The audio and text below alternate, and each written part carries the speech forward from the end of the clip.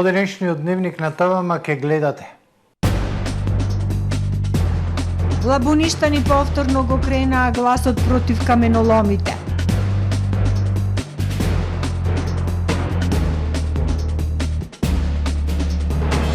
Занајчиите и другите мали фирми ќе плаќаат поевтина струја од нова година.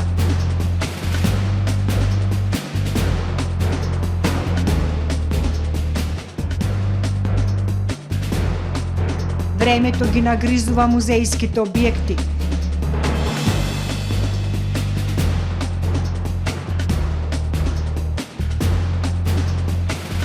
Граѓаните во Македонија очекуваат 2023 да биде полоша или иста како оваа година.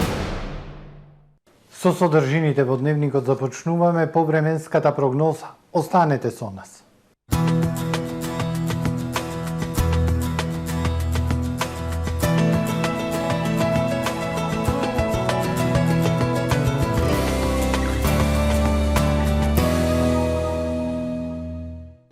Во Охрид денес времето умерено облачно со повремени сончеви периоди над просечно топло за овој период од годината беше измерена максимална температура од 10 степени Целзиусови. Во вечерните часови во текот на ноќта можна појава за магла, а времето ќе биде умерено облачно и релативно топло. Во Европа утре, како и во делови од источна Европа, времето умерено облачно и нестабилно. Ќе има врнежи од дожд со засилен ветар, но високи температури. На југ од Скандинавија се очекуваат врнежи од снег. Во останатите делови од стариот континент стабилно со повремени сончеви периоди и топло. Во петок во северните делови на Балканскиот полуостров, како и во приморските, времето ќе биде нестабилно со слаби локални врнежи од дожд. Во останатите делови од Балканот умерено облачно со сончеви периоди, но топло. Максималните дневни температури од 8 до 16 степени Целзиусови. Во Македонија во петок во утринските часови во котлините појава на слаба магла. Во текот на денот умерено облачно време со сончеви периоди, но невообичаено топло со температури над поветогодишниот просек за овој период од годината. Ќе дува и слаб западен, југозападен и западен ветер. Утринските од -3 до 5, максималните дневни температури утре во Македонија од 7 до 14 степени Целзиусови. Во Охрид во петок времето умерено облачно со сончеви периоди и топло со доумерен југозападен и западен ветер. Минималната 3, дневната 10 степени. Во сабота, недела и понеделник умерено облачно со сончеви периоди и топло време. Минималната 2, дневната 10 односно 11 степени Целзиусови.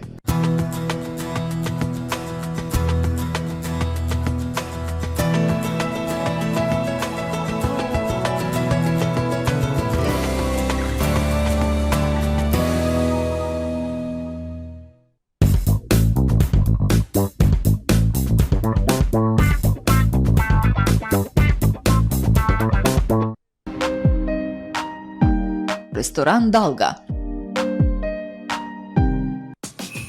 Овој декември сладки изненадувања со Тамаро и Нутрино Јуниор. Сладок декември за најсреќни празници.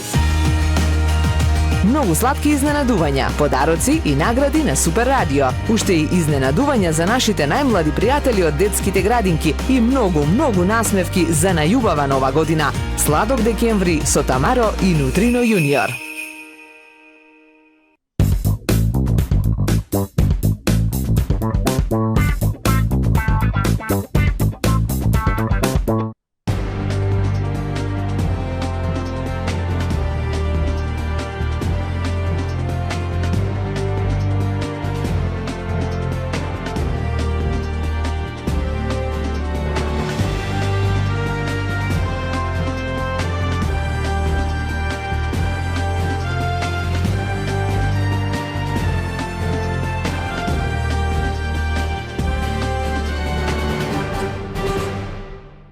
Добар ден, прво издание на дневникот на ТВМ телевизија.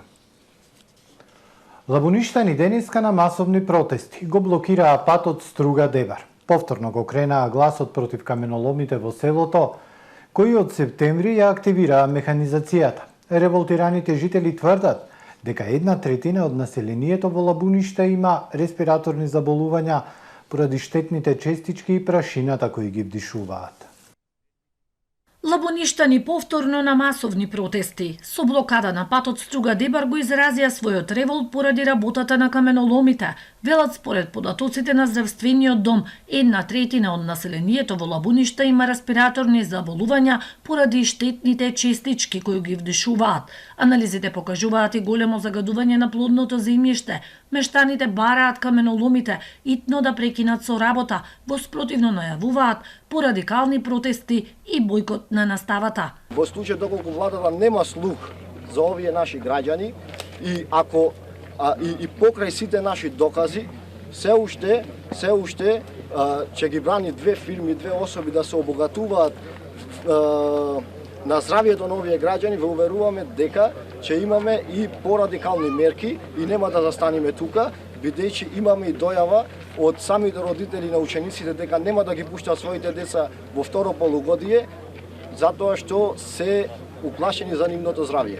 Мештаните обвинуваат дека концесионерите не го почитуваат законот, не плаќаат даноци и незаконски го прошириле опфатот на ископи, веднаш до куќите во селото. Еден од концесионерите е голем даночен должник со неплатен данок од 35 милиони денари. Како што може да видите тука, ова се официјални податоци, јавно објавени на управата за јавни приходи. Покрај тоа, истиот концесионер во каменоломот работи со друга фирма, што согласно законот е основ за едностран раскин на договор. Другиот концесионер, и покрај што концесијата изнесува 77.000 метри квадратни, излезе надвор од границите на концесијата, што согласно закон член 51 е повторно основ за одземање на концесија. Речиси 20 години жителите на Лабуништа бараат затворање на каменоломите. Министерството за економија во 2020 година им ги одзеде концесиите и им забрани работа, но во септември годинава повторно проработија, поради тоа што оваа одлука падна на управен суд. Малите занаетчии, берберите, фризерите, кројачите, шивачите, автомеханичарите и другите мали фирми занаетчии од идната година ќе плаќаат поевтина струја. Владата ги прифатила барањата на занаетчиската комора за категоризирање од индустријска во електрична енергија за домакинствата со цел подршка на микро и малите занаетчии, се додека трае кризата. Дополнително периодов занаетчиската комора работи на намалување на давачките со цел овозможување подобри услови и стабилизирање на работата на занаетчиите и справување со економско-енергетската криза. 20% поевтина струја од идната година ќе плаќаат малите занаетчии во држава. Неколку месечните заложби на занаетчиската комора на Република Северна Македонија, вклучувајќи ги средбите и барањата кон владата за намалување на струјата за занаетчиите, се успешни. Сашо Богоевски, председателот на регионалната комора на занаетчии, смета дека ваквото намалување во чии рамки се опфатени над 70.000 мали фирми кои се на регулираниот пазар е за поздравување. Меѓу кои занаетчиите и набра неколку видови на занаетчии, што значи цената од 17 денари по киловат е намалена на 13 денари или за 20% од нова година.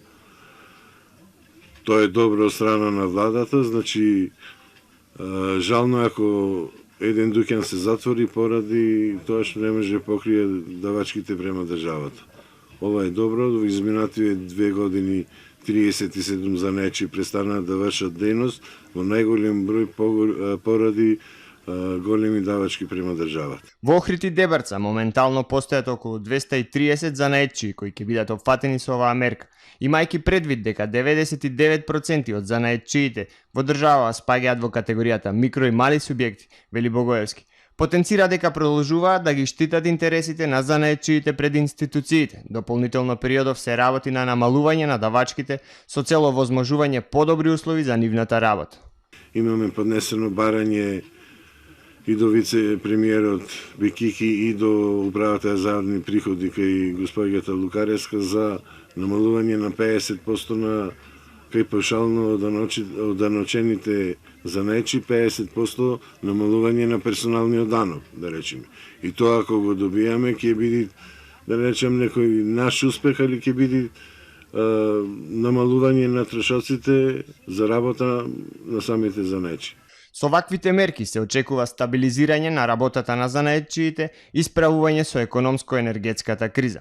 Остануваат проблемите со нерегистрираните занаетчии, за кои се претпоставува дека се во поголем број од регистрираните занаетчии во држава. Забот на времето ги нагризува музејските објекти кои се под надлежност на Охридскиот забот и музеј.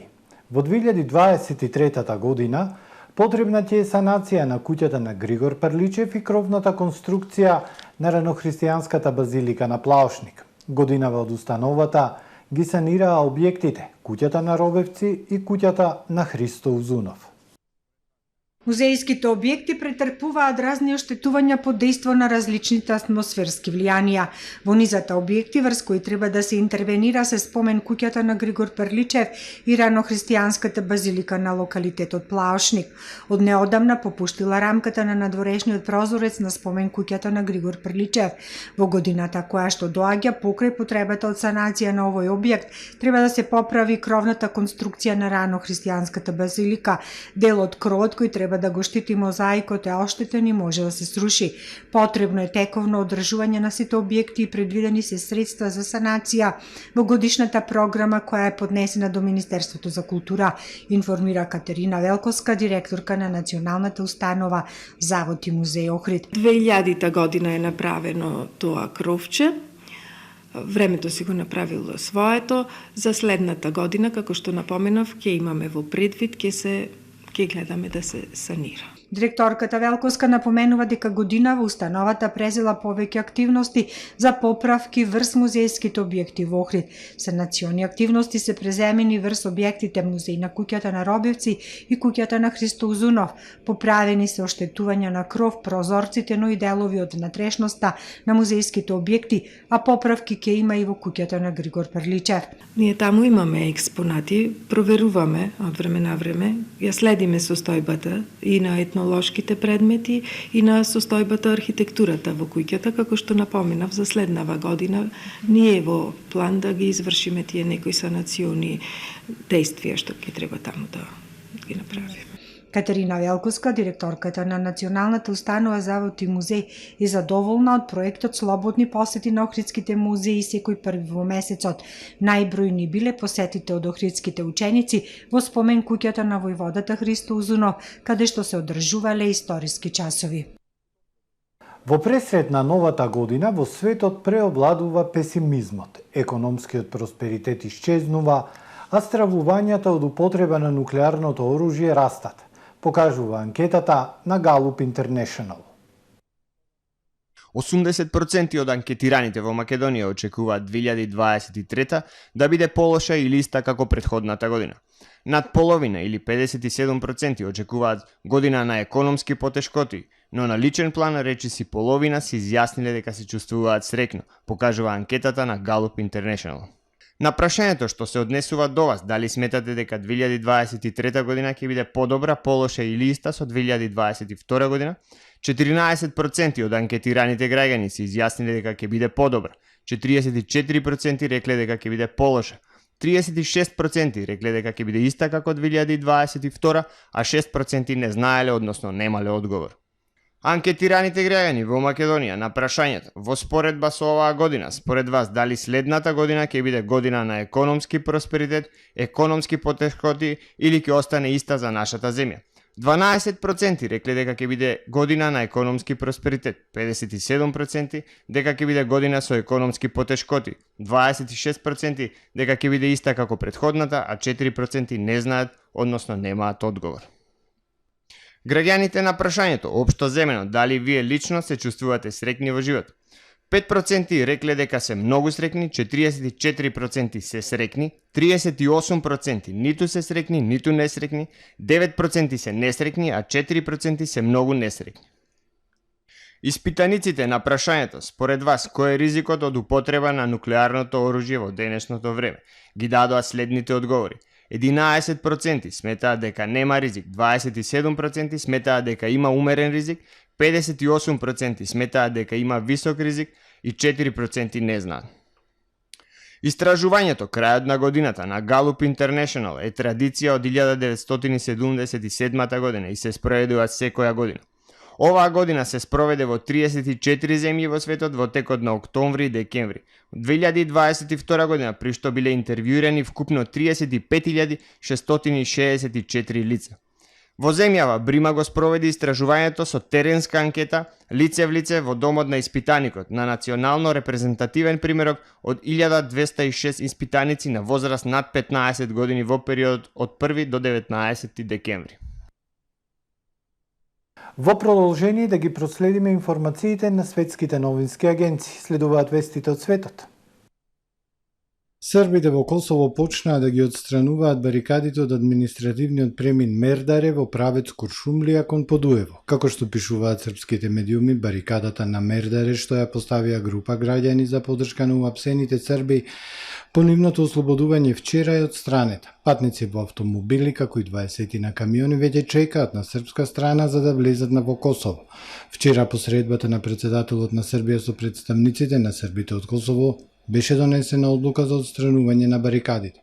Председателот Вучич по разговор со србите од Косово изјави дека имале разговор кој бил се само не лесен. Граничниот премин Мердаре беше затворен од косовската полиција на 27 декември, откако група срби во Србија со камион со приколка и трактори го блокираа патниот пристап до границата. Утрово пак српските медиуми информираа дека синоќа изгореле кабините на 2 камиони кои го блокираат влезот во Северна Митровица од правец на Дудин Крш. Камионите биле поставени на барикада на патот што води од Јужна Митровица до техничкото училиште. Советникот на председателот на Украина Михаил Подолјак денеска соопшти дека Украина и критичната инфраструктура на земјата биле погодени од 120 ракети истрелани од руските сили синоќа. Синоќа 120 ракети прелетаа над Украина, лансирани од злобниот руски свет за уништување на критичната инфраструктура и убивање цивили. Очекуваме дополнителни предлози од мировниците на Руската Федерација за мирно решение, напиша Подолјак на Твитер. Повеќе од 100 проектили ја погодиле Украина во неколку бранови, а алармите за воздушен напад се слушаат низ целата земја. Во пожар во хотел во Камбоџа 10 лица загинаа, 50 се повредени.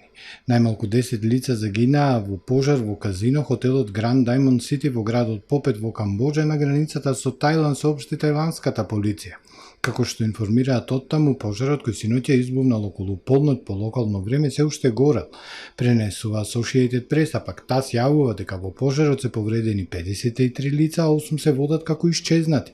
Се предпоставува дека бил предизвикан од експлозија на резервоар за гориво. Представник на локалната администрација рече дека 400 луѓе би можеле да бидат заробени во зградата.